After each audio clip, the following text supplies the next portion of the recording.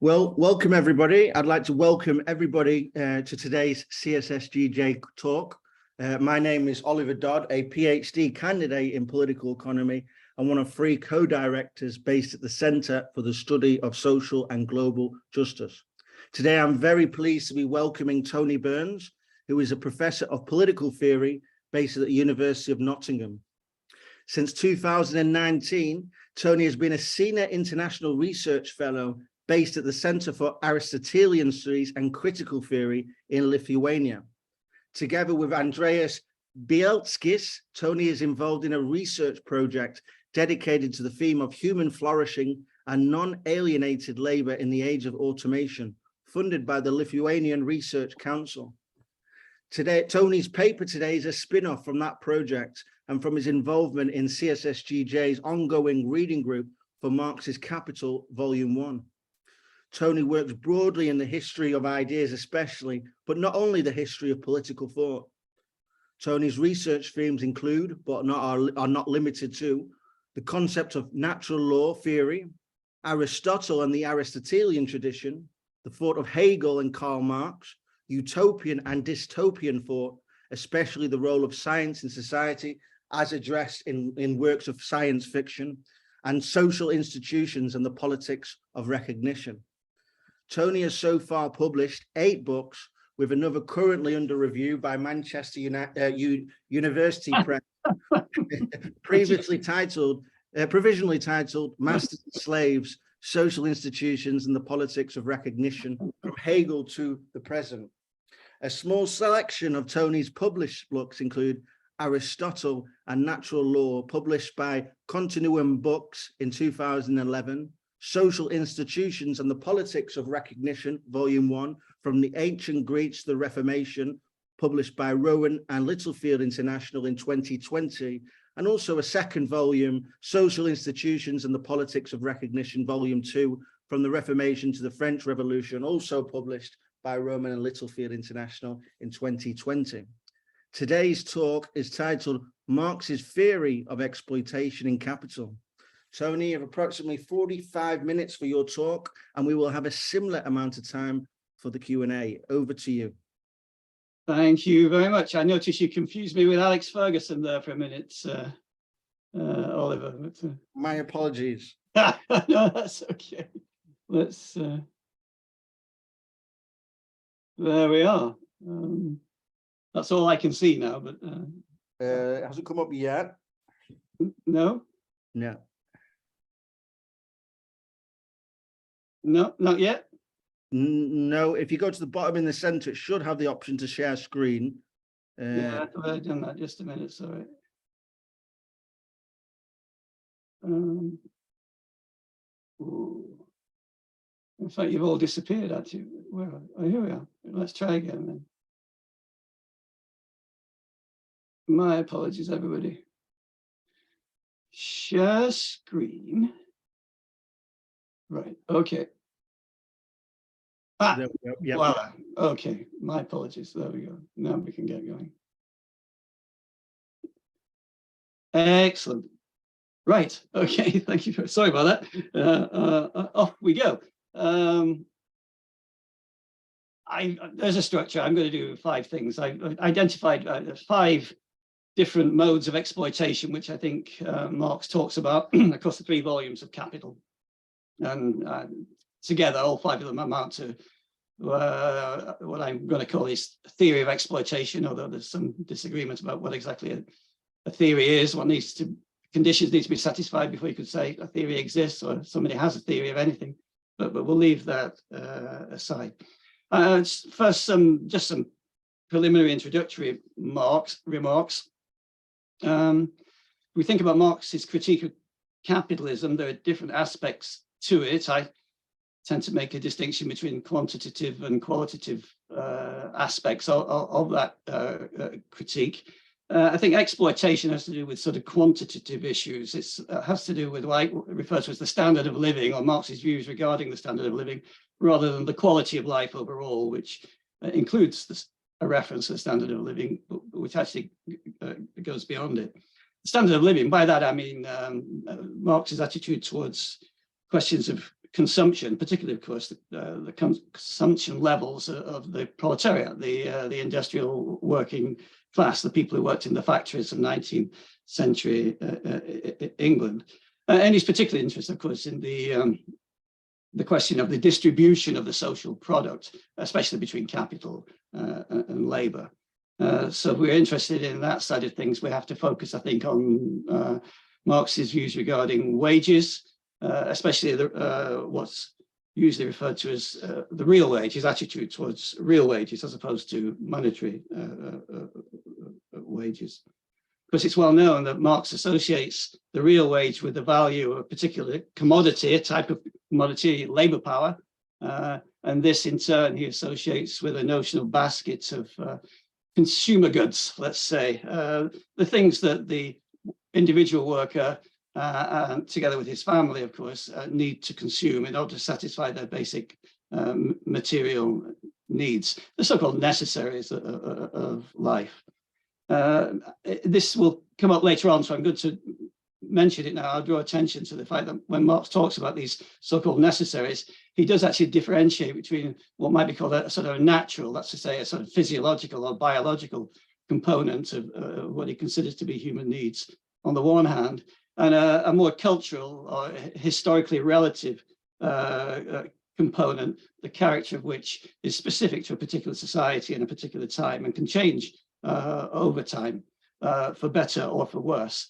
And of course, the idea of success or failure in what he refers to as class struggle is an important factor in determining whether that is for the better or the worse. If we think about everything I've just said, then I think, oh, sorry, that's a brilliant start, wasn't it? We come to this idea that distinction that Marx makes in volume 1 of Capital between the notion of necessary labor time and that of surplus labor time, a division of the working day, of course. In the first period, the period which he refers to as necessary labor time, workers, of course, they add value equivalent to their own wages. And in the second, they create and add what Marx refers to as surplus value. In effect, they work for the capitalist for nothing in so doing. The value that they create in the second part of the working day, of course, is appropriated by the capitalist and as profit. They're not quite the same thing, surplus value and profit, but they're obviously related. Profits are a sort of deduction from the total amount of surplus value created by workers. So here's Marx's distinction between the necessary labor time and surplus labor time over the course of a working day. He introduces a diagram like this in volume 1 of Capital. And he also, of course, introduces the idea of the rate of surplus value. So this is a technical term.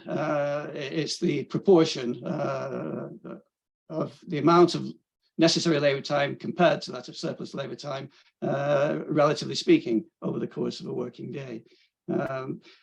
Marx doesn't actually call this the rate of exploitation explicitly.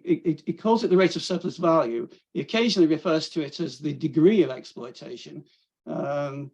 And also just once, I think, but very rarely, the rate of exploitation. I don't know if you can actually see that. I can't because it's covered by your photos, but he does. There's some technicalities associated with his terminology, his use of language. I don't want to dwell on that. I don't really have time. I'm just going to assume that these are all different ways of referring to the same thing: rate of surplus value, degree of exploitation, and rate of exploitation all amount to pretty much the same thing. So we can identify the rate of exploitation in 2 ways, according to Marx. We can focus on a sort of temporal dimension, or a temporal way of thinking about it on the one hand, or a monetary one on the other. And I'm going to focus on the temporal dimension. Marx uses different examples in Das Kapital, but one of his standard ones is to think of a working day of 12 hours in which the worker the period of necessary labour time is 6 hours, and the period of surplus labour time is also 6, and the rate of exploitation is therefore 100%. So if we increase the rate of exploitation, to talk about increasing the rate of exploitation, is, from Marx's point of view, I think it necessarily involves shifting that boundary line between necessary labour time and surplus labour time to the left, so that proportionally, or relatively speaking anyway, more time is spent creating surplus value, working gratis, as Marx says, for the capitalist, and less time working for oneself, producing goods which the worker actually and his family consume themselves. Why, according to Marx, is this necessary? Well, here I assume some familiarity with Marx's technical vocabulary, and actually the algebraic notation that he uses to refer to the various categories. So my apologies if you're not familiar with that. I don't have time to go into this, but there's a formula. The rate of profit is basically the rate of surplus value times 1 minus the organic composition of capital. And the organic composition of capital, of course, is a measure of how machine intensive production is. And Marx is very clear that the organic composition of capital increases over time. Proportionally anyway, production becomes more and more machine intensive and less labor intensive. And that means inevitably that the rate of profit will fall if the rate of exploitation remains the same. Says this quite clearly in volume 3 of Capital when he's discussing the law of the tendency of the rate of profit to fall, and he points out that there are certain countervailing tendencies, of course, which will prevent that from actually happening in reality. And one of those countervailing tendencies is to increase the rate of exploitation. And that's really what we're interested in. Marx views the different ways in which that might come about, an increase in the rate of exploitation in order to counteract this long-term tendency for the rate of profit to fall. And I'm suggesting that there are, he talks about 5 different ways in which that might be done. Right, well, let's talk about 2 of those. Let's begin with just 2. These are what Marx refers to in volume 1 as by the expressions absolute and relative surplus value. Now, Marx says different things at different times, as I've suggested, actually. I draw attention to 5 modes of extracting surplus value, modes of exploitation, and here we have just 2. He's commonly thought, I think, that there are, to believe or to assume that there are just 2. So here's the distinction first. So this is just a quote to illustrate the fact that he makes this distinction between absolute surplus value and relative surplus value, and relates that to his views regarding the 2 components of the working day. I'm getting ahead of myself, my apologies.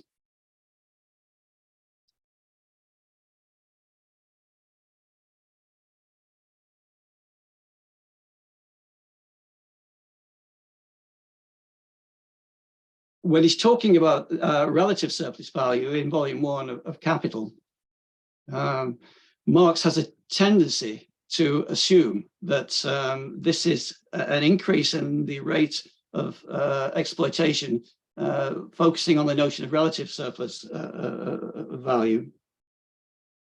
It involves the introduction of new machinery.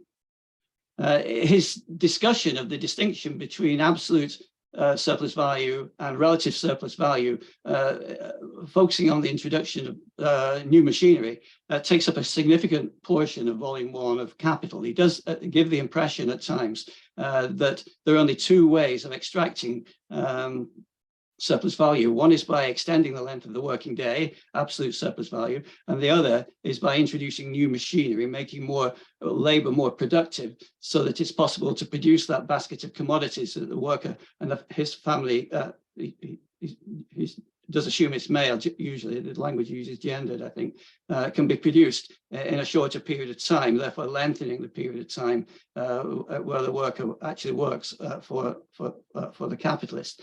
And this way of thinking is quite dominant, I think, in the text. So in part 3, he's got several chapters talking about the production of absolute surplus value. Part 4 is entitled the production of relative surplus value. And part 5 is entitled the production of absolute and relative surplus value. And between them, these chapters and these parts take up roughly about a third of volume 1, actually. So broadly speaking, I think Marx's views regarding the production of relative surplus value focus on the different ways in which one can move that boundary line between necessary labor time and surplus labor time to the left. Basically, it involves in some way or other making labor more productive. So here's a quote where Marx actually says this. He's talking about extracting relative surplus value by making labor more productive, and this basically involves shortening the period of the working day that the worker works for the employer and lengthening the period of the working day it works for himself, and lengthening the period of the working day in which he works, producing surplus value and ultimately profit for his employer. And generally speaking, again, he says, if we're talking about producing relative surplus value, we're talking about in some way or other increasing the productive power of the workman, so as to enable him to produce more in the same time with the same, notice with the same expenditure of labor, he says there.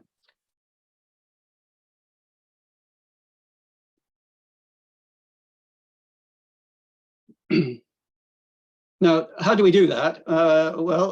Marx basically, as I said, suggests often, and I think he's usually taken to believe that the only way of doing this, of moving that line to the left and increasing the rate of exploitation, the rate of production of surplus value, is by the introduction of new machinery. So there are a couple of quotes here where he does suggest that. I think he suggests that, again, I can't actually, can I make that go away? How do I make that? No, I'm sorry, I can't actually see my own quote to read it out. But basically, there's a couple of quotations where he makes it fairly clear, I think, that what he has in mind is the introduction of new technology, machinery, which will make production more efficient, and it's this which basically allows the capitalist to exploit the worker to a greater degree. The worker can add value over the course of the working day, equivalent to his own wages, producing the goods which he needs to consume with his family in order to satisfy their basic material needs, and increasing that proportion of the working day where he works gratis for the capitalist. Marx does occasionally suggest that the only way to do this is by introducing new machinery. This is what I call enhanced productivity, or the principle of enhancing productivity by introducing new machinery. And Marx suggests that if we talk about this increasing the rate of exploitation by these two means, extending the length of the working day, absolute surplus value, or introducing new machinery and increasing relative surplus value in that way, he has a tendency to assume, not always, but he does often assume, I think, that in either case, the basket of consumables, as it were, that the worker actually consumes, the real wage, remains constant. In other words, if there's greater productivity brought about over the course of the working day by either of these means, the worker and his family don't get the benefit of that. It's the employer, the capitalist, who gets the benefits of that in greater profits, basically. That's the idea. Okay, that's the first two modes, and that's standardly what Marx is thought to be doing. So here we are again. There's a reference to the idea of productiveness in that sense, the development and the conditions of production. He says basically that means new technology. And it's by that means that we get the increase in productivity that he's talking about. But that's not all that Marx says. So let's move on. He also talks about something else. And what's interesting is, despite the fact that he structures his discussion in the way that I've just suggested, as if there were just two modes of exploitation and two modes of extraction of surplus value, he's not consistent. And there are other occasions where he says that there are more than two. And here's a third, this idea of increasing the intensity of labor. And there are several occasions in Volume 1 of Capital where he goes beyond the idea that there are only two modes and introduces his third mode, especially in chapter 17. First of all, he says, here's a couple of quotes to illustrate the point. In order to prolong the surplus labor, the necessary labor is shortened, he says, by methods, note the reference to the plural, whereby the equivalent for the wages is produced in less time. There's an explicit reference here to the idea that there's more than one way of doing that. There's more than one way of producing relative surplus value. And here's another quotation where he says pretty much the same thing. The idea, of course, if you're talking about the relative surplus value, he says, is to increase the productiveness of labor. But there are different ways in which this might be done. He says, at the bottom of the quotation there, how far this result is also attainable by cheapening commodities will appear from an examination of the particular modes, I've emphasized that, of producing relative surplus value, to which examination we now proceed.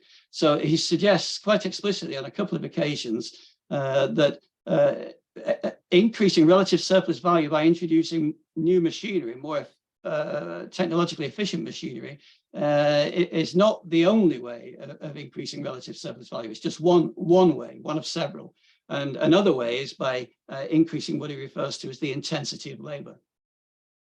So here's chapter 17, a couple of quotations here where he makes this point. So he actually says the relative magnitudes of surplus value and the price of labor power are determined by three circumstances, he says, not two. Two of the three are the ones we've already mentioned: the length of the working day, extensive magnitude, he says, that's absolute surplus value. And the third one on the list there, the productiveness of labor, he says, whereby the same quantum of labor yields over a given time a greater or less quantum of product, depending on the degree of development of the conditions of production. In other words, the level of technological development of the machinery employed by the worker. But in between, he refers to a third mode of extraction of surplus value, a third mode of exploitation, which he refers to as the normal, increasing the intensity of labor from its normal intensity in some way or other. And he identifies this as a distinct third way of extracting surplus value, a distinct third mode of exploitation. And this sort of runs in tension, I think, with this sort of binary distinction that I've already introduced you to. What does he mean here?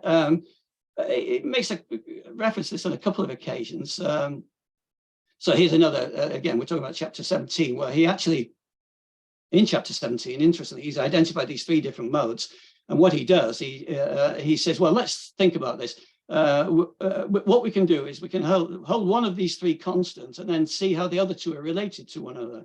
So in section 1 of chapter 17, he holds the length of the working day and the intensity of labor constant and sees what happens to exploitation if new machinery is introduced. In section 2, he holds the length of the working day constant and the level of technological productivity also constant, and then considers what happens to the rate of exploitation if we increase the intensity of labor. And similarly, in section 3, he holds productivity and intensity of labor constant and sees considers what happens if the length of the working day is extended. So he's quite systematic about it, I think. And this way of thinking, it seems to me, goes beyond this simplistic binary approach, which is suggested by his distinction, the way he presents it anyway, between absolute surplus value and relative surplus value, which influences, of course, the structure of the argument of the text. What does he mean by intensity of labor? Well, here's a couple of quotes where he talks about this. The language he uses is quite interesting. He talks about the tension of labor power, the condension of labor, filling up the pores, the porosity of the working days. basically it's possible to extract more work from a workman, not provided by new machinery, not by lengthening the working day, but basically I think by making them work harder, I think, or faster, or in some way being more productive by other means. And again, he refers to this notion of condensation in this context associated with what he considers to be the intensity of labor. I associate this with oppression, actually, and it's captured very well. My standard example for explaining this is Charlie Chaplin. Things like speed up, or literally speeding up the production line, or meal breaks, not shortening them, or even doing away with them altogether, or introducing various forms of punishment, as we'll see shortly, which provide an incentive, in inverted commas, to workers to work harder or faster, in all the inverted commas, of course, as the employer of labor sees it.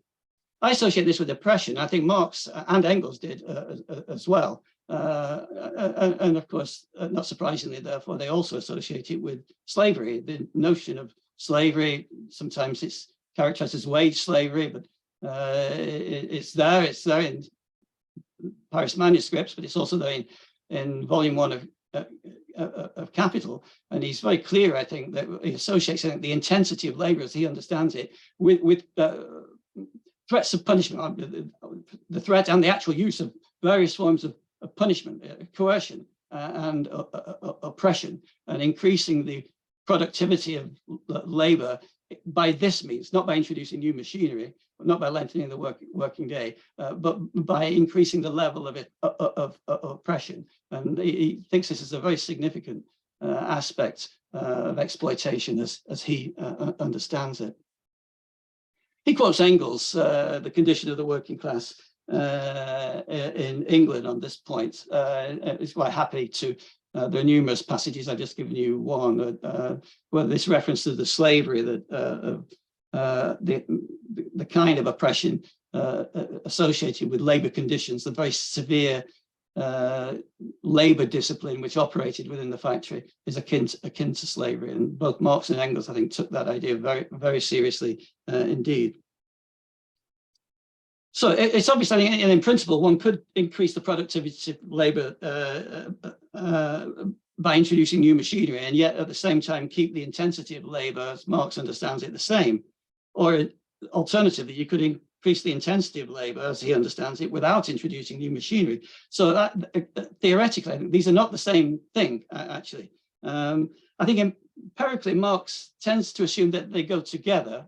That in fact, the introduction of new machinery and the intensity of labor increase together. I think he does think that, but that doesn't mean that they're the same thing conceptually or theoretically. I think there is a difference between exploitation on the one hand and oppression on the other. I think one can, in principle, have oppression without exploitation, and similarly, exploitation without oppression. They're not the same thing conceptually. Marx occasionally, I think, suggests that they are actually, or if not that, at least that even if they're different, they do go together. I think probably that he would think that.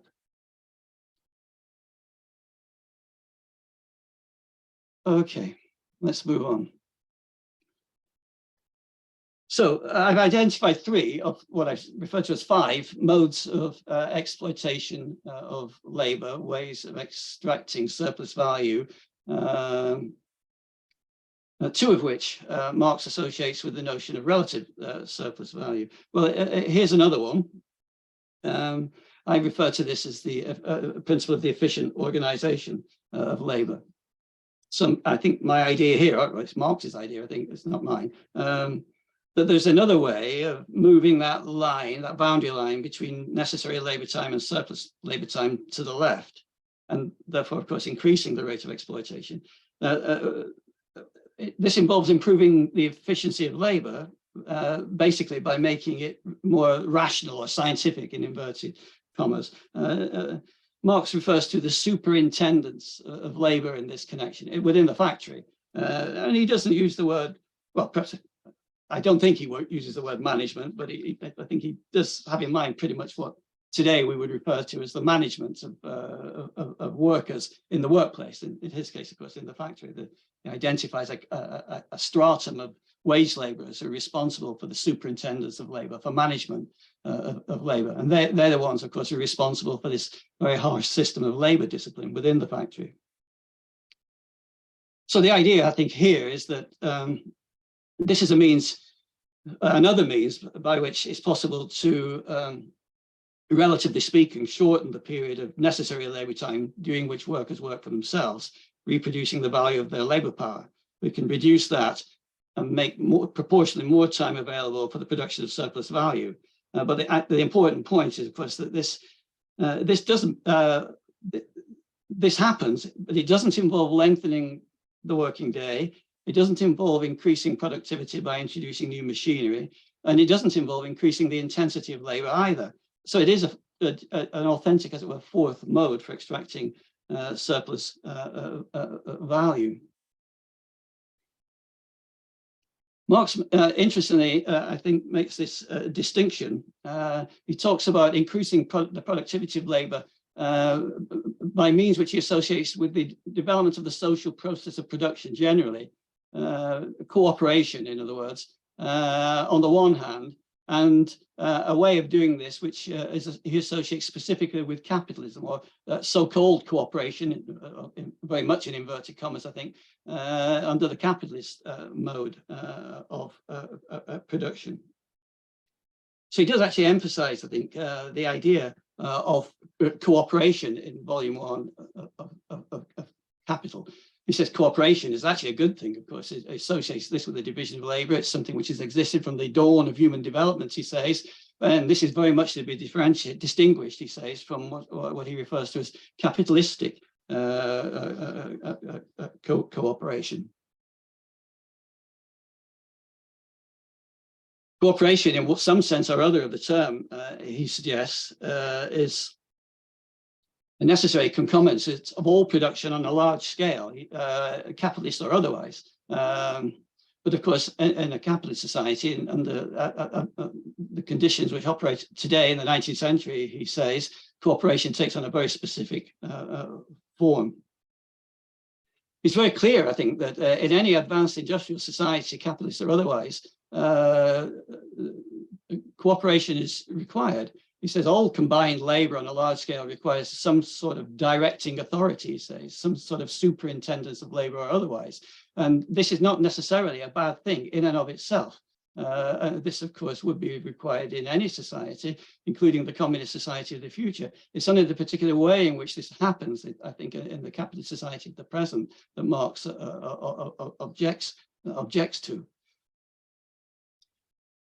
He uses this is a very old example, actually. You can trace this back to Aristotle, and throughout the medieval period in the history of ideas, the idea of thinking about society along lines which sort of employ music as an analogy, specifically an orchestra, within which, of course, there is a division of labor. So there is a need for directing, attending, allegedly, for directing, superintending, and adjusting the activities of the various members of an orchestra. And of course, this is the job of the conductor of the orchestra. And Marx at times seems to suggest that some kind of division of labor of this kind, involving direction and centralization, I think, and control and administration of the labor process, is actually required. It's not necessarily a bad thing in and of itself. It's just the way in which this happens under the capitalist mode of production, which is the problem.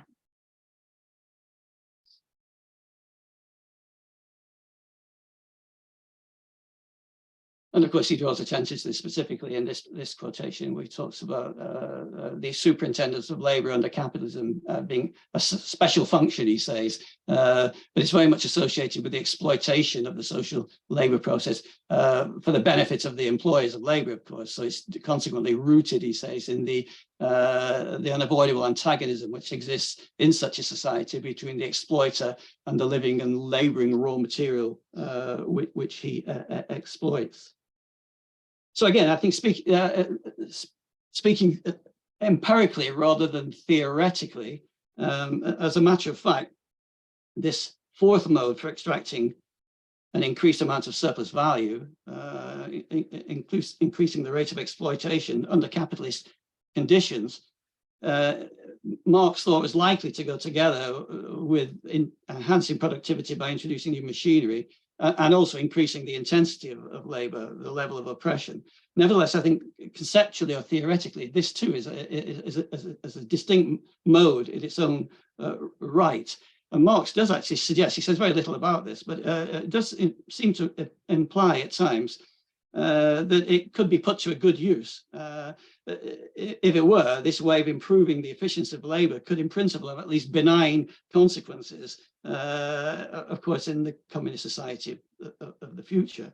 It points to a form of cooperation, genuine cooperation, rather than the phony cooperation which exists in the present, he suggests, in which the workers themselves could benefit from the increased productivity of labor, which is brought about in this particular way. So I think just as he's critical of capitalist cooperation, but not necessarily of the idea of cooperation in general, and he does suggest at times that there's a specific form of the cooperation of labor, which I actually associate with technocracy, but we won't go into that, which could be a benefit to workers in the communist society of the future. And he just points in that direction without saying very much about it.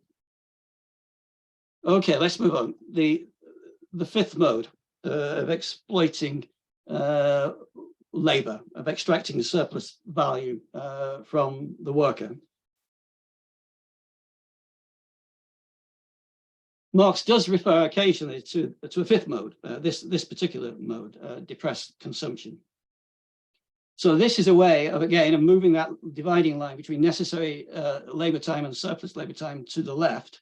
But it doesn't involve extending the working day. It doesn't involve the introduction of new machinery, making labor more productive in that way. It doesn't involve an increase in necessarily involve an increase in the intensity of labor or the oppressive nature of labor, although of course in practice it could do. And it doesn't necessarily involve, of course, in making labor more productive or efficient by introducing a greater level of rationalization or administration, scientific administration, let's say in inverted commas, of the labor process. So it is a genuine fifth mode, I think. And basically what it involves is reducing either the quantity or the quality or both of the goods in the basket of consumption goods, which is available for the consumption of the worker and his family. Marx refers to this in volume 3, actually, in that part of the work where he's talking about the long-term tendency for the rate of profit to fall. He identifies certain countervailing tendencies, one of which, of course, is depression of wages below the value of labor power. And he quite explicitly refers to this on several occasions, even in volume 1, actually. But he draws attention to the fact that he's not able to say very much about this, and he doesn't say very much about it at all. He's not able to say very much about it because of his assumption, which he makes throughout volume 1, that commodities sell at their values. So if all commodities are assumed to sell at their values, then this, of course, must be true of labor power as well. And so it wouldn't be possible under those assumptions to consider a situation in which the price of labor power fell below its value. So Marx just sets that aside. But what we're talking about here, I think, in effect, is a cut in the real wage of the worker, basically. We're talking about the effort by employers to cut the real wage, and of course the effort on the part of the workforce to resist any effort to do so. Another aspect, of course, of class struggle, I think, as Marx understood the term. We're talking about the distribution of the social product, the cake, the division of the cake, as it were, which is gross domestic product. And this is obviously important today, I think. We're talking about the cost of living crisis, inflation, the associated redistribution of wealth away from wages in the direction of, or earned income in the direction of unearned income, profits, dividends, rent and interest, and so on. So this side of Marx's theory, I think, is particularly pertinent. Now, Marx suggests that there's obviously a natural or a biological, a physiological limit to the extent to which you can actually cut the consumption level of workers. He says there's a minimum limit, because of course there is a point beyond which you can't go, given the nature of the human body as a sort of biological organism.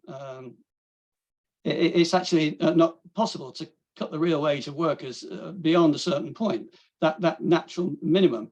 But what one can do in principle, of course, is, remember I mentioned this distinction between the natural so-called physiological, biological elements of the real wage on the one hand, and a sort of cultural, historical element, which is specific to a particular society at a particular time on the other. And it's that second element that, of course, one can actually cut and move the consumption level of workers closer to that natural biological minimum. And that's basically what he has in mind, what Marx has in mind when he talks about depressing wages below the value of labor power.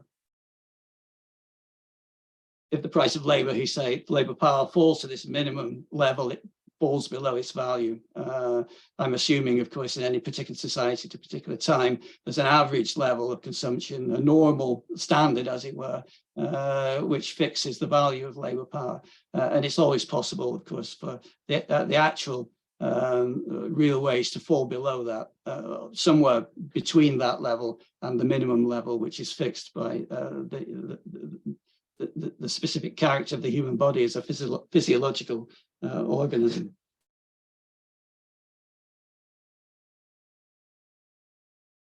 So the idea basically is the capitalist employers of labor are trying to squeeze out the living standards of their employees by focusing on that cultural component.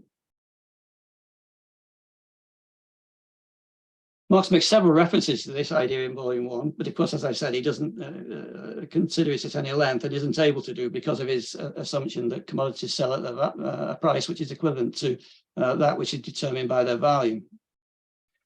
We had a session on the Marini last week, and this idea is, of course, extremely important for his application of Marx's theory of exploitation to the conditions of workers in the global South in the 1970s. And of course, there's been a revival of interest in Marini's work just recently.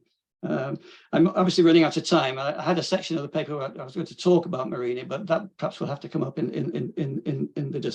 the discussion. I'll just draw attention to the fact that Marini does focus on this particular aspect of Marx's theory. So I'm running out of time, so I'm just going to come to some conclusions. What have I basically been arguing? Well, here we are. There are 5 modes of extraction of surplus value or exploitation in Marx's Capital, which I've identified. Here they are: extended duration, enhanced productivity, increased intensification, more efficient organization, and depressed consumption. Each of them on its own contributes, I think, to and all of them together, of course, amount to a comprehensive, let's say, theory, in inverted commas, of exploitation. But I don't think Marx actually ever really explicitly develops his own thinking about exploitation in this kind of systematic way that I've tried to do just now. He does say different things at different times, and it's an interesting issue, I think, the fact that he does. And let's leave it at that. I would call that a theory. I don't. I got this idea that in some way we need to sort of, as it were, bring everything together and tidy things up and reconstruct, not add anything. And I don't think any of these things are actually inconsistent with one another. It's just at different times he says different things. He focuses on a different aspect for reasons of his own. And I've just taken his ideas and brought them all together and presented them in this way. It does mean, I think, that let's just finish with this remark about Marini, because that might come up in the discussion. Marini identifies on more than one occasion that there are 3 modes, and he's rightly or wrongly thought to think that in addition to absolute surplus value and a relative surplus value brought about by the introduction of new machinery, there's a third mode, which he associates with the principle of depressed consumption. And that's commonly how marine is understood. And that's all very well. I think there's nothing wrong with that at all. I just think there are other things that Marx also says about exploitation, which suggest that he has more in mind even than the three that Marini draws attention to, or the three that Marini is thought to draw attention to. And I've attempted to draw attention to other aspects of Marx's theory of exploitation in addition to those three. Right, I'll stop there. That's long enough. I think I've spoken long enough. Thank you very much for that, Tony. Very systematic analysis of a concept of exploitation in capital. Really, really interesting and insightful. So thank you very much. We'll move on to the Q&A now. If people fancy getting their videos on, obviously it's your choice. But to get a more of a seminar feeling, it's always to get a few videos on screen so we can have a kind of informal conversation. So yeah, over to the Q&A. Does anyone have any questions to kick us off?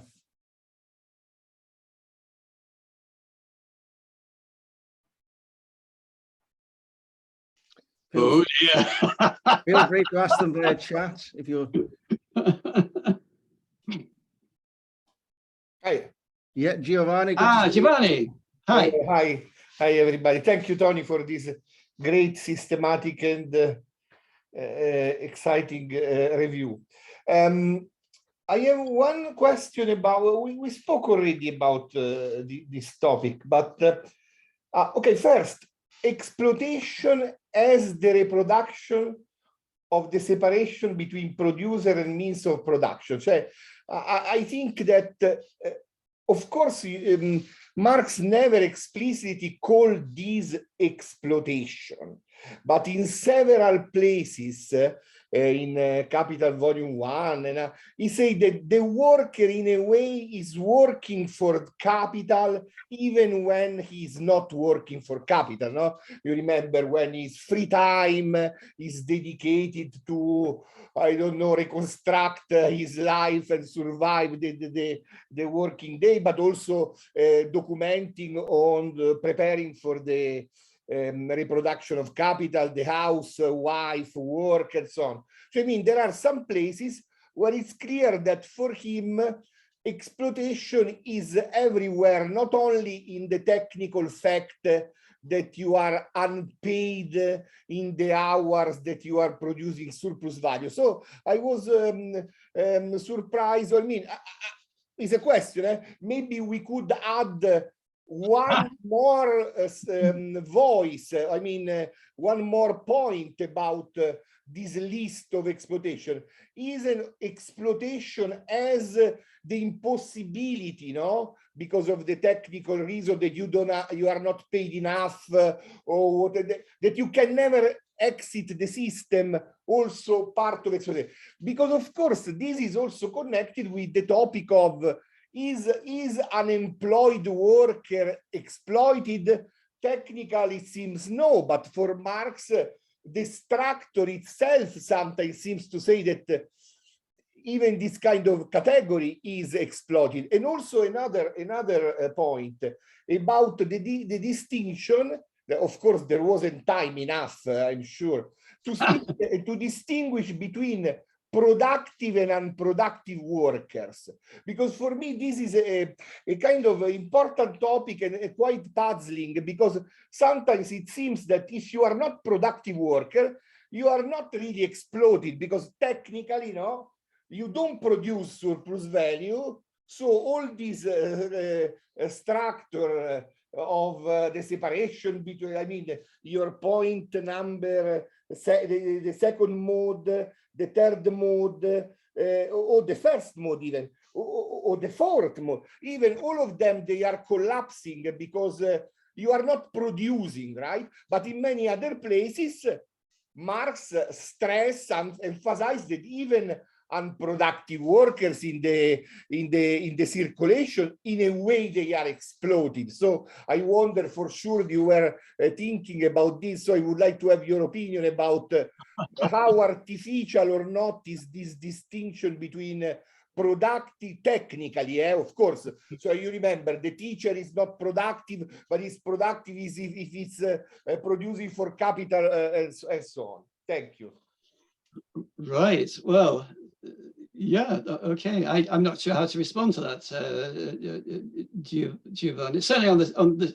So I'm not sure that some of these observations I think probably apply to him rather than to me. I mean, there are two main points. One, if we could add the category of I mean, exploited because you cannot escape the structure of capital. And two, what about exploitation if you are not productive? Because technically you couldn't be exploited because you are not producing surplus value. Yeah. Okay, I got it. Okay. So look, I'm not averse to the idea. I think Andy's mentioned this before in one of our sessions that there are possibly more than 5. I don't know. So I certainly no objection in principle to extending the list, but it seems to me that these various modes, at least that's the 5 that I've identified, and I would have thought if you added to the list, then any additions would also have to have this in common, the same thing in common that the 5 that I've identified have in common. And all of them do involve this idea of moving the boundary line between necessary labor time and surplus labor time to the left. So we're talking, I mean, obviously lots of bad things happen. I think Marx was presumably quite happy to say that there's a lot about capitalism which sucks, is bad. But the word exploitation isn't a catch-all phrase for everything that's bad about capitalism. There are things which are bad about capitalism, which are certainly bad about capitalism, and very good reason for criticizing it, but which don't actually have to do with exploitation in the specific technical sense in which he uses the term. And it seems to me that when he talks about exploitation, he does have something quite specific in mind. And I've tried to present that in the paper. So anything else which, as it were, doesn't fit that model, which doesn't involve a worker being employed by a capitalist employer, creating commodities which have a value and producing surplus value for an employer, then that person, whoever it is, bad things might happen to them, and those bad things which do happen to them might have to do with the fact that they're living in a capitalist society, but they don't have to do with exploitation in the sense in which Marx understands that term in volume 1 of Capital. People can be oppressed, of course, as workers were, but you can have oppression outside of a factory or outside of a workplace. I mean, if one person in a close personal relationship can oppress another simply by subjecting them to emotional or physical abuse and threats of violence and so on and so forth, but that wouldn't necessarily involve exploitation in the sense in which Marx understands the term. It's certainly bad, and I'm sure Marx would have thought it was bad as well. He obviously did, but I think he uses the word exploitation very specifically, I think. That's great, Tony. Daphne, over to you. Thank you very much, Oliver. Thank you very much, Professor Burns, for the presentation. It was very clear. Just one point which is not clear to me are the categorizations. You mentioned the 5 categorizations of exploitation. Are they mentioned in Capital, or are they your, clarifications or your own categorizations?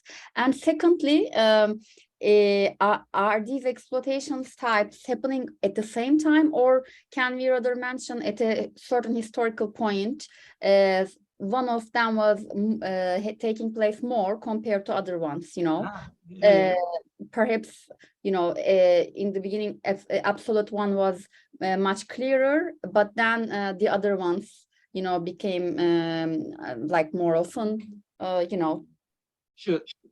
Thank you. So it's a bit of both. So the actual, I've separated them out and attached labels to them in a way that Marx doesn't. But I don't think there's anything in what I've said that I sort of made up, as it were. What I've said is based, I think, on my understanding of what Marx says. So it sort of is Marx, I think, authentically, I believe it to be, but whilst at the same time, in a way anyway, it's sort of going beyond him. I hope I'm not, it's just in terms of the terminology used. And also I think in by separating out conceptually more clearly things which at times Marx tends to merge together. He doesn't always himself analytically separate the things that in the way that I have done. For example, I think he does have a tendency to not clearly distinguish between exploitation and oppression. He does have a tendency, I think, because he thinks that empirically they tend to go together. This doesn't lead him to want to make that analytic distinction, and I think he needed to, really. It's better to, because I think you can have oppression without exploitation. I gave you an example a minute ago, a close personal relationship in which one person doesn't economically exploit the other, but certainly oppresses them. You know, sort of think about domestic abuse, or, you know, sort of gaslighting, or, you know, that's but I also think actually it's possible, and I don't think Marx took this seriously, but it seems to me that it's possible for a relationship to be exploitative, in which one individual or group of people exploits another in the sense in which Marx understood that term, in the absence of oppression or coercion or threats. I associate this with the notion of happy slavery or voluntary servitude. And I think this is a sort of a phenomenon that Marx overlooks completely. He just pretty much identifies slavery with coercion, oppression, and threats of violence. The slave driver's whip that he, in the quote that I gave you from, he doesn't at all take seriously the idea that it's possible for somebody to be exploited and even to be enslaved, and yet not mind, in inverted commas, that mental slavery, which, as it were, inures people to their own situation in such a way that they actually come to accept it in some sense of the term, in inverted commas, consent to it, without the need for overt threats of punishment or coercion. That's something that Marx, unless that's just a limitation of my reading, of course it might be, but it seems in Capital, it seems to me that he doesn't take that seriously. Other people have. In the history of political thought before Marx, our people, Hegel did, and Rousseau before him. I think after Marx, in the 20th century, Herbert Marcuse takes very seriously the idea of happy slavery. I mean, he uses this expression to capture the situation of workers in contemporary consumer society in one-dimensional man in the 1960s. So this is something I think that in order to capture that, you need to distinguish between exploitation and oppression, and I don't think Marx actually does that. And I think that's a weakness in. I mean, I think Marx is great, of course. But you know, that doesn't mean that everything somebody says you've got to think is correct, or that what they do couldn't be improved. And you know, I think in some areas, Marx, his own ideas could be more refined. I mean, he had other fish to fry and didn't particularly want to go in that direction, but later on, other people might think these ideas are interesting and want to develop them in a particular direction. So that's the response to the first question you asked. Now, the second one's interesting. So Marx doesn't always merge these things together. He does distinguish some of them from one another. And as I've said, I do think, if you take the example of the introduction of new machinery, so this is a way of increasing relative surplus value by enhancing the productivity of labor, by making it more efficient because you introduce a new machine. And that's not the same as doing so by increasing the intensity of labor, as Marx understands it, by making workers work harder, work faster, increasing the level of harsh labor discipline within the factory. So it's not the same, but Marx is fairly clear, I think, if you read volume 1 of Capital, that if you look at historically the way in which machinery was introduced into the production process in England, in the factories in England, 19th century England, and he has in mind, of course, the cotton industry and a cotton mill. As a matter of fact, the intensity of labor did increase at the same time. So workers working with this new machinery did actually have to work harder, in inverted commas, faster, and so on. Empirically, these two things, although as it were conceptually they're different, empirically they did go together. And I think Marx is very clear about that in volume 1 of Capital. So your idea of can we actually identify the particular way in which empirically these different theoretical principles or notions were combined with one another, and did that could that change over time? I think the answer is yes. There's one thing to consider these things theoretically. It's quite another to see how this sort of theoretical framework maps on to a particular what's going on in a particular society at a particular time, how these different things interact with one another in that society at that time, and how that, as it were, that framework of interaction evolves over time. All of that has to do with historical empirics, I think, rather than the theoretical issues that I've tried to draw in my paper. Cheers for that, Tony. John, over to you.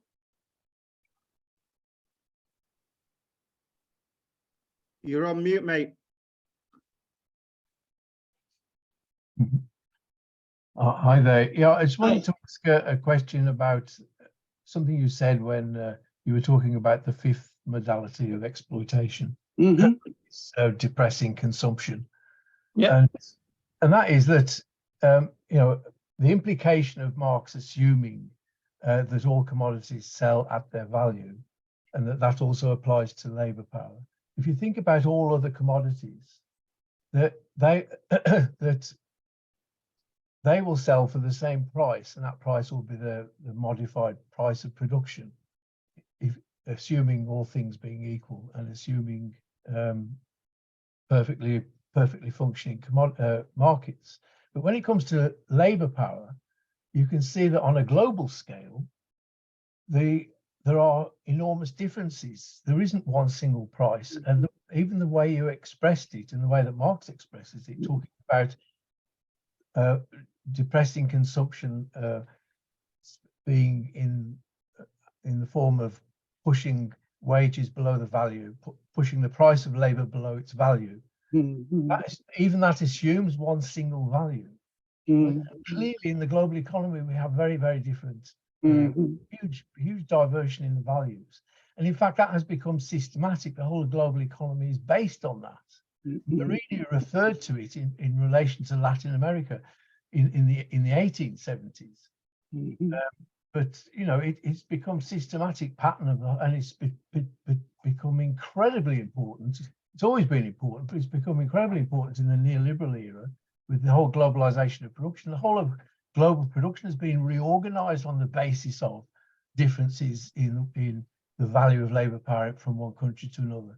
Now, how value of labor power relates to the rate of exploitation is complicated, but it clearly is powerfully correlated with it.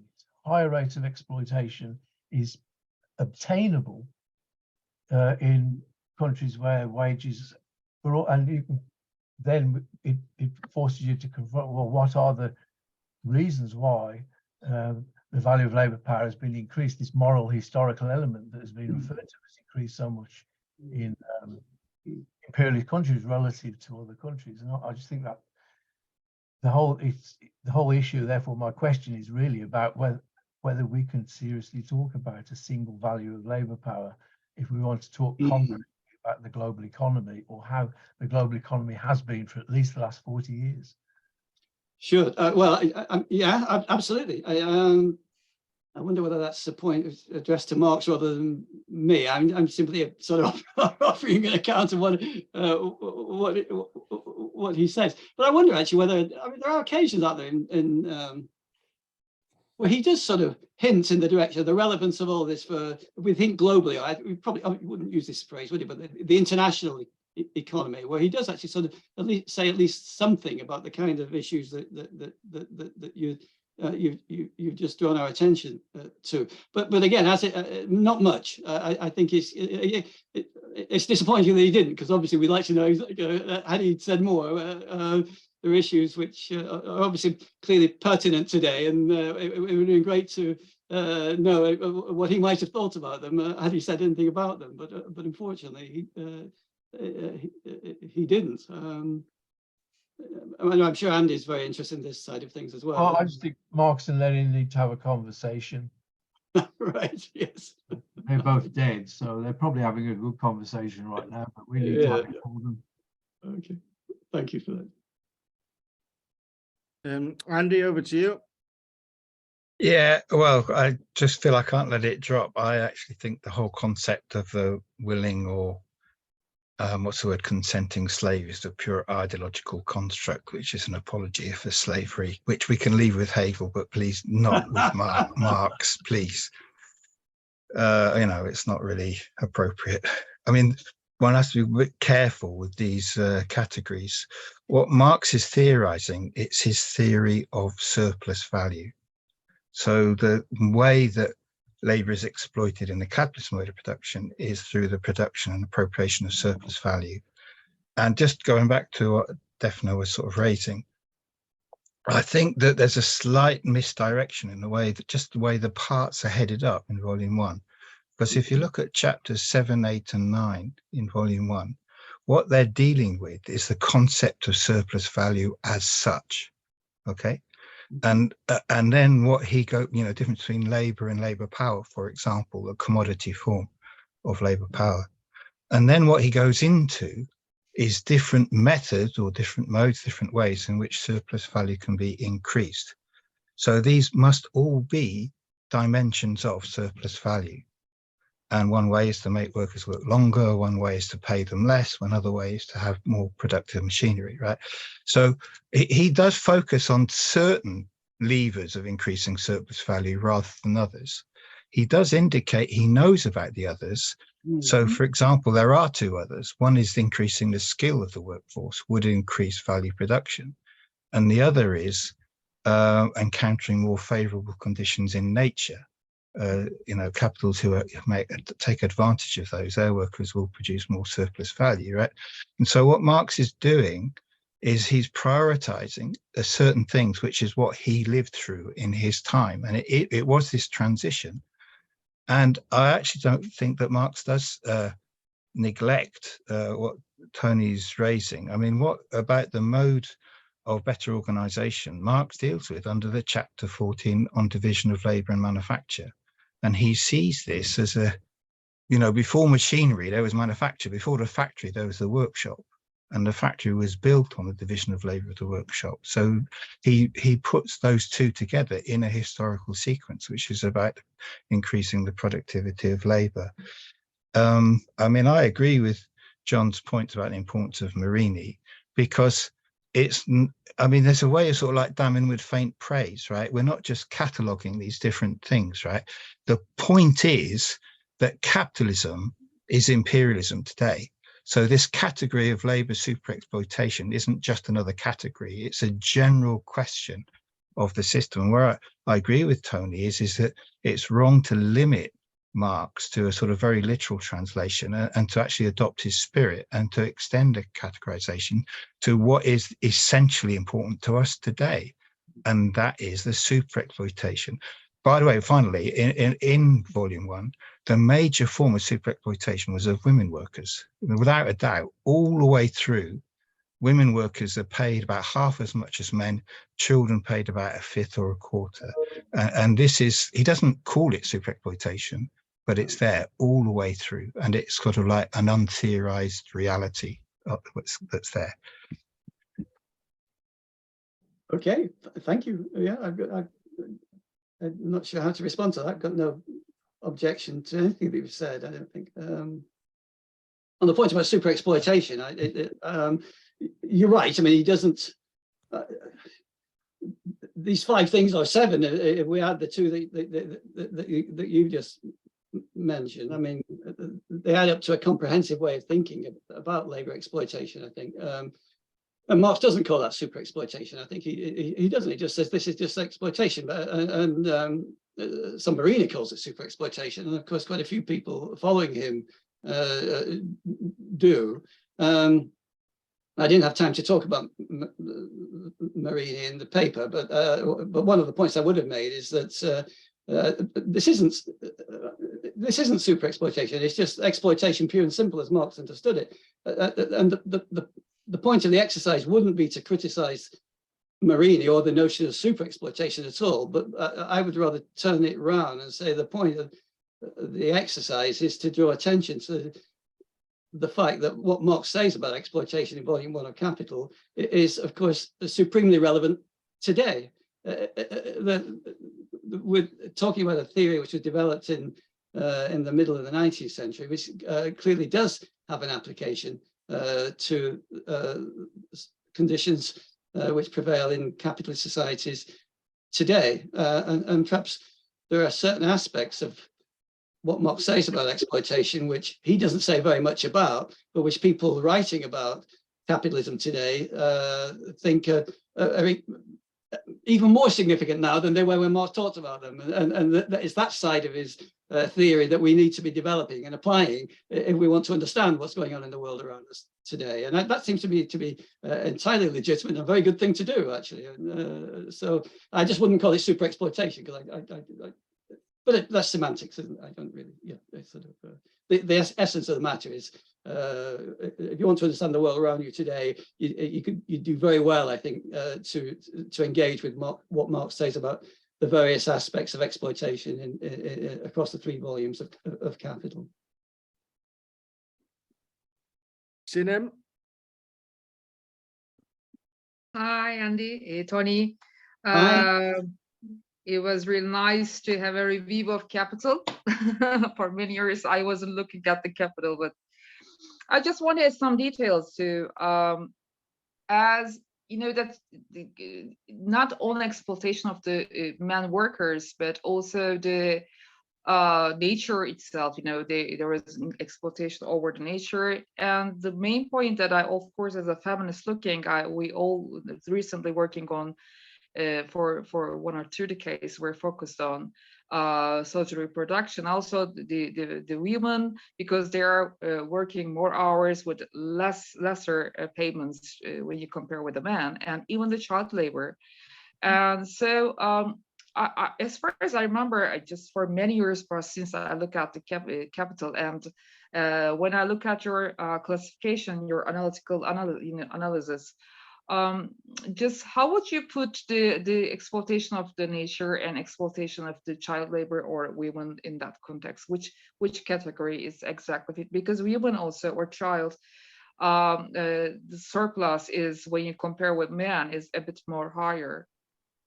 Sure, thank you. Well, so I think on the first point, I guess probably if I was consistent, I'd just have to say, well, you know, we do things to nature and which we shouldn't do, and that's bad.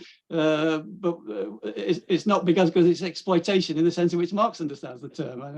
Yeah, but we are doing now. We are talking about patriarchal capitalism, but most of the patriarchal capitalists now, eco-feminists, are focusing on this. You know, both nature and now we are living, for instance, like in Turkey.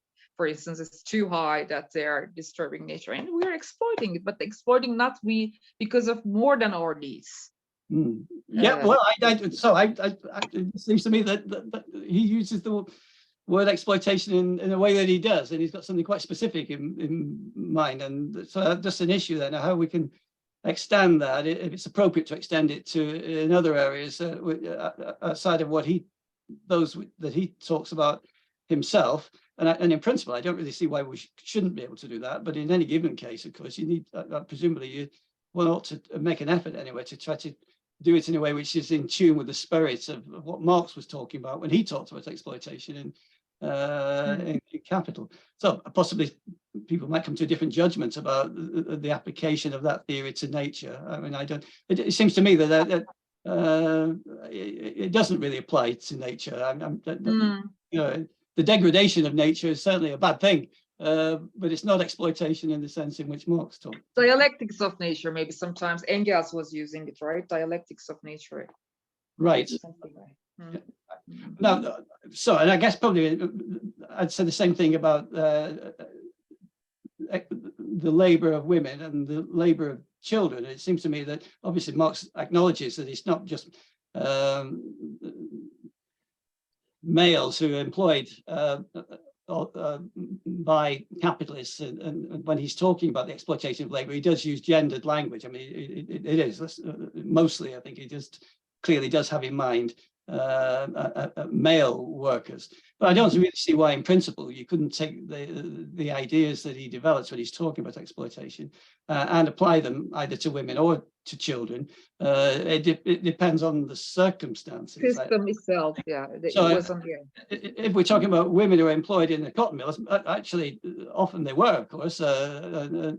I used to work in a cotton mill, and most of the workforce in the mill that I worked was tending the machines were in fact female.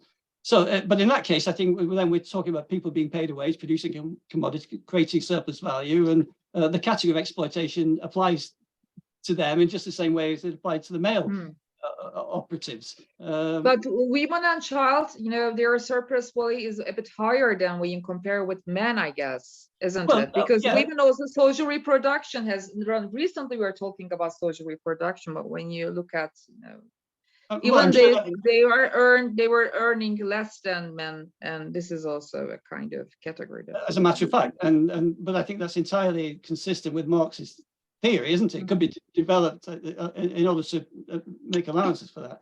But if you think about, for example, outside of the factory, in the home, and the treatment of women by their husbands and domestic abuse, this is oppression and bad. Yeah.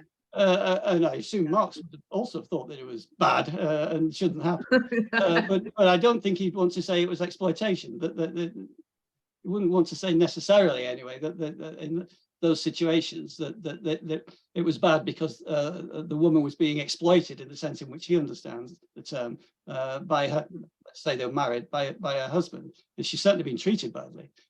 Possibly. No, I'm not talking that part. I'm talking at the factory, for instance. In the Industrial Revolution, we all read, and also I'm giving in my courses teaching the students that women and child labor they were earning less than men, and there was their surplus is much when you compare with the men working and women working there is an disproportionate way, and that's why is there any specific, as far as I remember, there is no, but is there any specific explanation of Marx of this?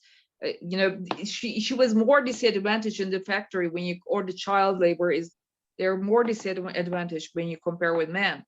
Yeah, sure. Or in general, he was looking the case in general mostly. Well, I'm sure that Marx was aware of that as an empirical fact, and there's plenty of evidence in Volume 1 of Capital that he was aware of that. But quite what that implies for his theory of exploitation, or the extent to which it might be necessarily be drawn to sort of modify it in the light of that fact, that's another question. I think I don't know of anywhere where he discusses. As far as I know, the significance. No specific. Perhaps somebody else knows, but I don't. Now we are debating it. Quite right too.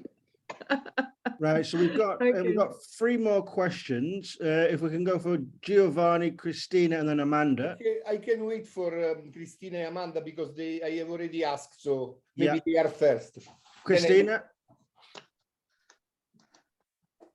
I think Amanda was first, but I'm happy to ask my question. That's okay. I flipped around there a couple of times. You go ahead.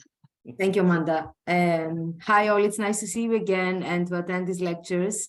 And thanks, Tony, for this presentation. It was very useful and very systematic and also very clear.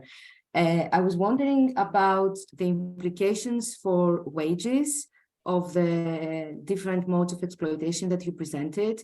So you mentioned that real wage remains constant in, I'm assuming, the first 4 modes of exploitation. I think you mentioned it in the second one, where productivity is increased. But I was wondering, especially for the 5th mode of exploitation, which I think is really interesting, and it's one that is not discussed so much in comparison to the others.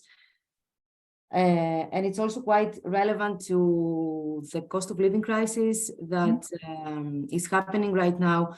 So I was wondering whether the fifth mode of exploitation, it implies that real wages go down, and this can happen either by decreasing the nominal wage or by increasing prices and inflation.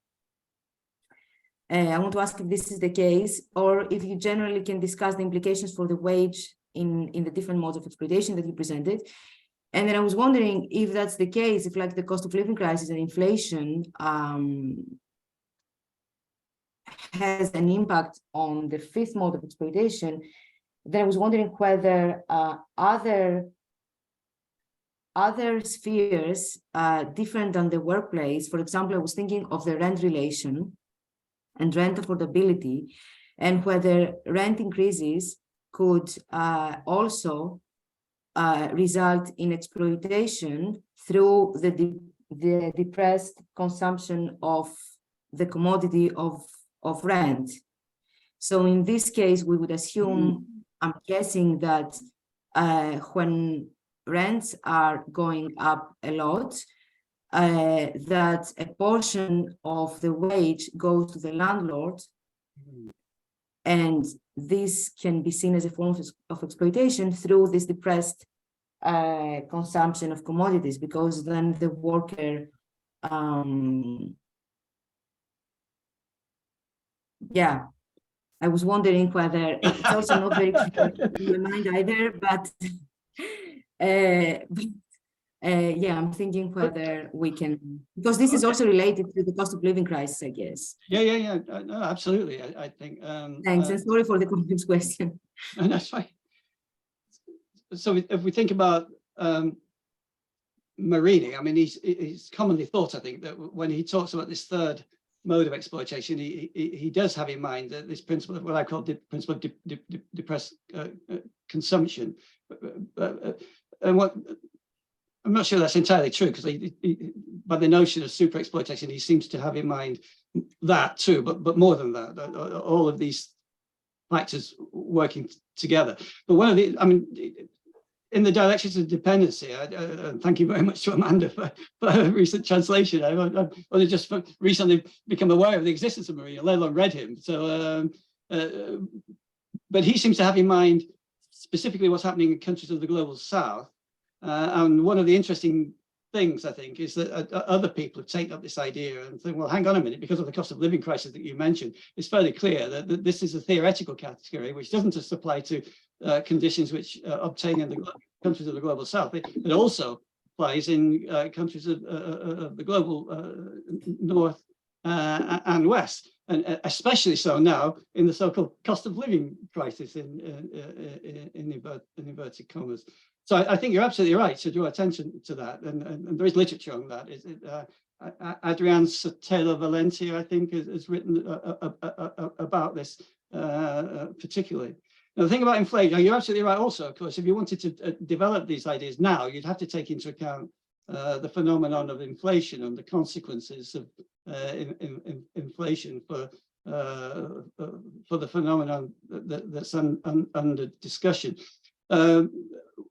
Marx doesn't do that, of course, for the same reason I mentioned earlier on, because of this assumption that he makes, especially in volume 1. He only relaxes it, I think, in volume 3, that commodities sell at their values. In other words, the monetary price of a commodity is fixed by the amount of socially necessary labor time which goes into its production. So he doesn't there consider the possibility that the price of a commodity might rise above or fall below the price that it would sell at if it sold its value. So inflation is not something that he talks about. Well, perhaps Andy can correct me on this, but as far as I know, in volume 1, anyway. Now, the thing about rent's interesting, and I think you're right. Of course, if somebody's working for an employer and renting at the same time a flat or a house, and their rent goes up, and they've got less money to pay for the things which they need to consume, the real standard of living could go down. But the question, I guess, is it would be what sense would Marx make of that? Does this mean that that individual is being exploited more? And I think in a manner of speaking, that's probably, it would be possibly correct to say that actually, because Marx thinks that basically exploitation is a matter of living off the labor of others. Somebody not getting to consume the full fruits of their own labor because some surplus product is being extracted from them by somebody or other in some way or other, and those people living off the proceeds without having themselves performed the labor to produce the commodities in question. And I don't really see why it couldn't be the case that in the case of one individual who's a worker, that they're exploited by two other people, the employer and the landlord, and in their different ways. Each of those two other people is extracting surplus product from that worker and living off the proceeds. Of course, to the extent to which the employer is able to do that, that makes it more difficult for the landlord to do it, and vice versa. But between them, of course, they are exploiting the worker. So I think if you wanted to refine the analysis, you certainly could, as Marx actually does, of course. He does talk about rent, of course, later on in Capital, but not in Volume 1, where he develops this theory of exploitation. He refines the analysis by introducing landlords and rent later on in the work. Okay. Over to you, Amanda. Thanks. I'll try to make this quick. Just on the last point about super exploitation being a reality in the global north. One of the things about Marini that's very specific in the way he treats it is that it is taking place, super exploitation is taking place in a context where relative surplus value is also occurring, right? So it is linked to productivity. And one of the ways I don't doubt, and also Marini does deal with this in his last few pieces, that super exploitation was suddenly visible in Eastern Europe and different parts of the North. Yeah, sure. But which I wish, there was more stuff in English. But the thing is, with the productivity gap, the productivity wage gap in the North has been occurring for much longer than the cost of living crisis, or even prior to the 2008 fall. We've seen that. You must have seen that really famous graph where the productivity kind of stagnates and workers get blamed for it. And so I think, and wages have been flatlining, essentially, real wages have been flatlining since the 80s. So I think there's a little bit more work there to talk about, to address how super exploitation is taking place in the North. And I think a lot of the issues that the last few speakers have highlighted is really important. I do want to go back to your treatment though, and I don't know if you've seen Andy's papers doing a very similar exercise in 2012 and 2017. I tried to deal with it last week or a couple of weeks ago, but I ran out of time.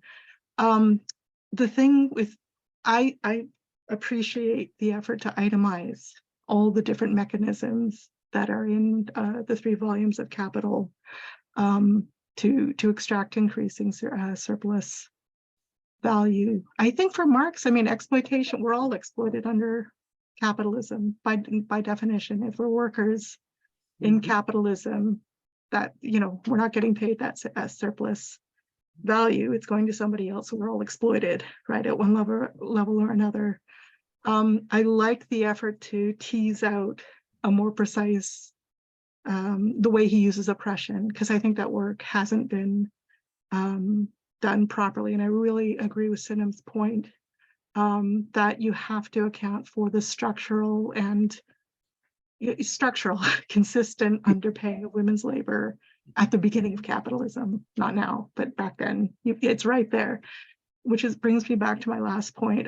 I like the way, as I said, you've got these 5 distinctions, but my problem is he tends to recognize things like that, like the destruction of young male labor, men who could have gone on to be, they're basically die after being working as journeymen. They never have a full working life, and child exploitation and so on.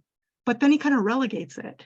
It's not for him a necessary condition of the mode of production And this is my problem with it. And so I'm just wondering, with your itemization, are you going to make is that going to be part of your conclusion where you're saying, look, this is also a necessary and, you know, sufficient part of the, or because for me, that's a big problem. Like, I was thinking, you know, like it maybe in the volume on labor, he would finally deal with all of this stuff that he says, look, I recognize that, you know, wages can be paid below the value of labor.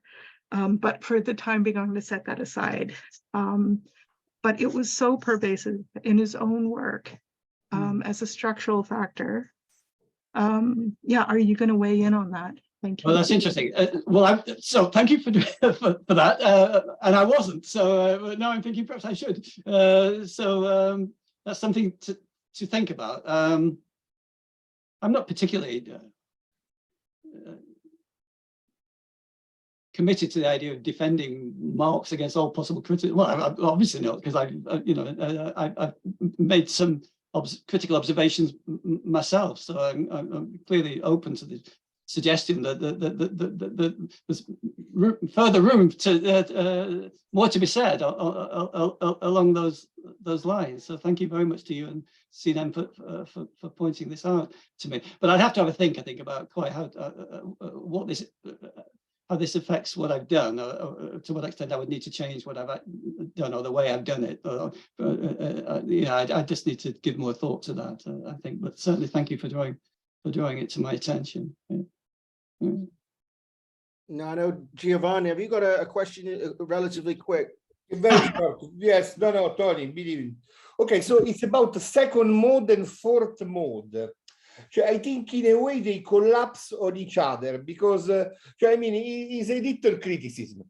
Either you clarify that second mode for you means exactly about productivity of machines, like you say, because you have specified, or I think for Marx, in the term productivity, there is machines, there is the organization of work, management, natural resources. So, I mean, for me, there is a contradiction. Either we say second mode, it has to do with machines, or second mode and fourth mode are just aspects of the mode of productivity. What do you think about that? Well, again, I think empirically, I think that is probably correct. And I think that there's plenty of evidence in volume 1 that Marx thought so too. But analytically, that's another matter. So, I mean, what's the point of separating things out analytically if they can't be separated out empirically? I think there is a point. Isn't that the nature of theory and theorizing, that it necessarily involves making analytic distinctions? And I think to some extent, yes, but I'm just questioning this distinction of second and fourth, because if you write on the second that your distinction was, in this voice, I mean machines, faster machines, better machines, I totally agree with you. And then you can make the fourth mode about organization. But if you call it, so maybe it's just a question of terminology. If you call it the second mode productivity, I think for Marx, productivity, it involves machines, organization. So the term shouldn't be, in my view, but it's a kind of constructive criticism. It shouldn't be productivity. It should be something else, you know, Tony, because otherwise productivity, it also includes organization. Like Andy said, I totally agree with him, that in chapter 14, organization is making productivity better even before high technology. So the term productivity, I think, is not so, you know, correct.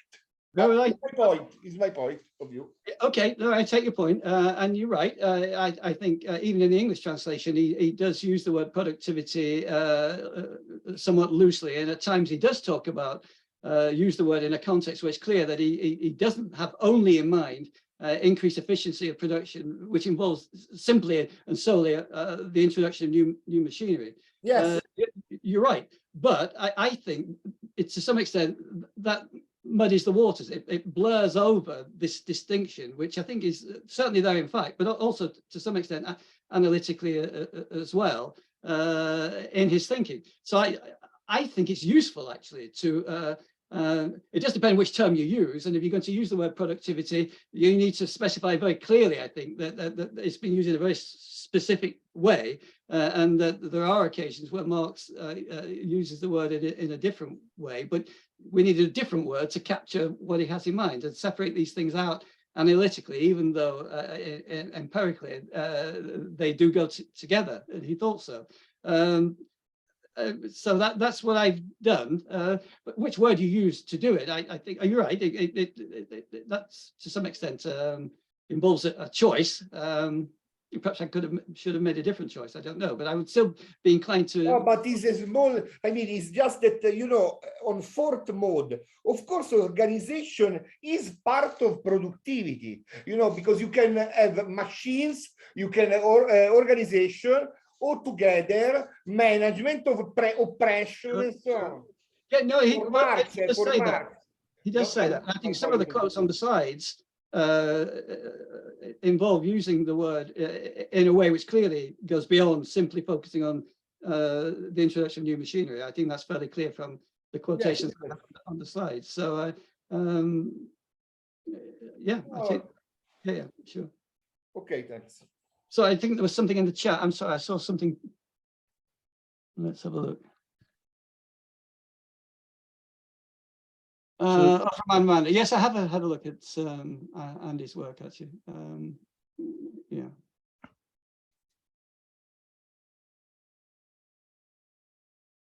Okay, thank you, John. Yeah.